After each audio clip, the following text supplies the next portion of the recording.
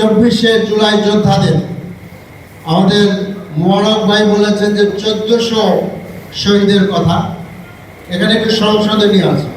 আসলে 1400 শহীদদের লিস্টটা জাতিসংঘ কর্তৃক অ্যাপ্রুভড, কিন্তু এই সদস্যের মানে শহীদের সংখ্যা অনেক বেশি হবে। আমার মনে হয় not less than 2000 or more than that, 35,000-এর মতো লোক আহত হয়েছেন। এদের মধ্যে তরুণদের সংখ্যাই বেশি, যারা তাদের হাত হারিয়েছে, পা হারিয়েছে।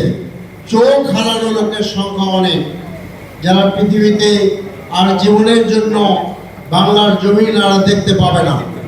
এমনই প্রেক্ষাপটে আমাদের জাতীয় সংসদ নির্বাচন অনুষ্ঠিত হলো, এবং এই সংসদ নির্বাচনে আজকে কোনো ক্রমেই হতে পারত না যদি 24শে জুলাই আন্দোলন না হতো।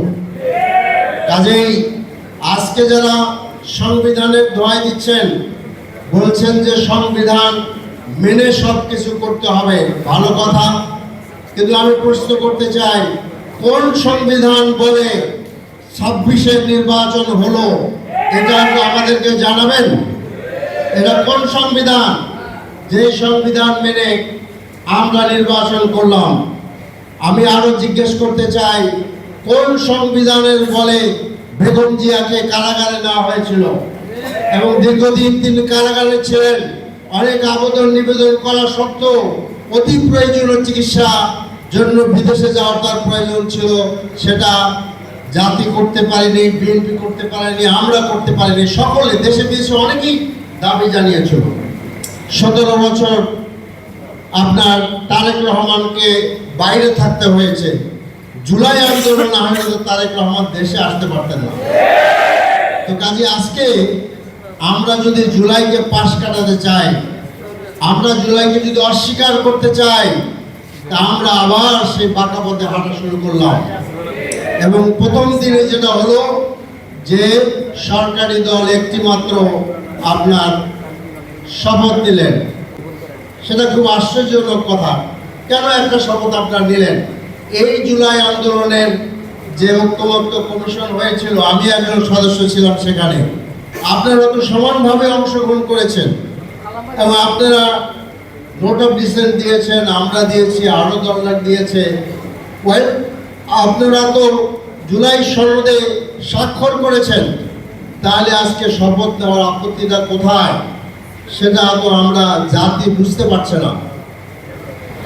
কাজেই আজকে আমরা মনে করি জাতীয় সংসদের কাছে আজকে আমাদের দেশের মানুষের, তরুণ তরুণীদের, যুবক যুবতীদের, যারা যাদের রক্ত দিয়েই বিপ্লব করেছিলেন, তাদের প্রধান আকাঙ্ক্ষা হলো জুলাই সনদ বাস্তবায়ন করা। জুলাই সনদ যদি বাস্তবায়ন না করা হয়, তাহলে আবার সেই নতুন ফেসিবাদ আসবে, নতুন নামে, নতুন মড়কে। ফেসিবাদের সেই যাত্রা আমরা বন্ধ করতে পারবো না। হাদি তো জীবন এই জন্য দেয় নাই, হাদি জীবন দিয়েছে ফেসিবাদের যাত্রাকে বন্ধ করার জন্য, আধিপত্যবাদের যাত্রা বন্ধ করার জন্য, দিল্লির আপনার রাডার থেকে বাংলাদেশকে মুক্ত করার জন্য।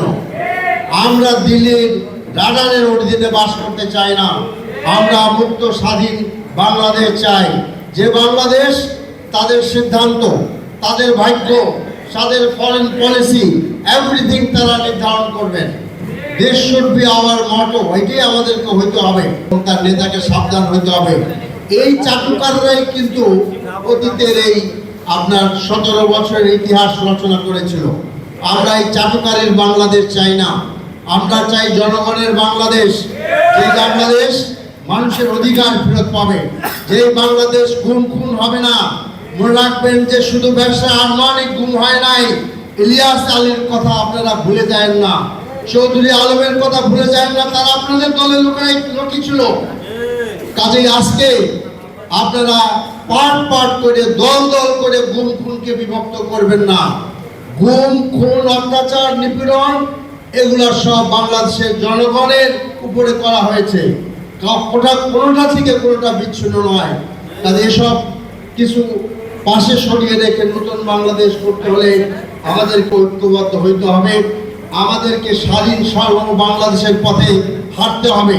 তবেই আমরা একটি ন্যায় ইনসাফ ভিত্তিক বাংলাদেশ করতে পারবো, যেখানে মানুষ তাদের অধিকার পাবে এবং অর্থনৈতিক মুক্তি হবে, রাজনৈতিক স্বাধীনতা আমরা পাবো, ভারতের আপনার রাডার মুক্ত একটি বাংলাদেশ আমরা পাবো।